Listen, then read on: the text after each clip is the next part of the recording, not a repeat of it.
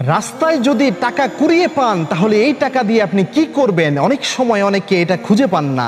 দেখেন, এই ক্ষেত্রে দুইটা সমাধান ইসলামিক স্কলাররা দিয়ে থাকেন। এক নাম্বার হচ্ছে, আপনি যদি টাকাটা কুড়িয়ে পান, আপনি আশেপাশে চেষ্টা করেন কোনোভাবে এই ঘোষণা দিয়ে এই টাকাটা ব্যক্তির কাছে পৌঁছানো সম্ভব হয় কিনা। যদি সম্ভব হয় তাহলে পৌঁছান, আর যদি সম্ভব না হয় তাহলে দুইটা কাজ রয়েছে।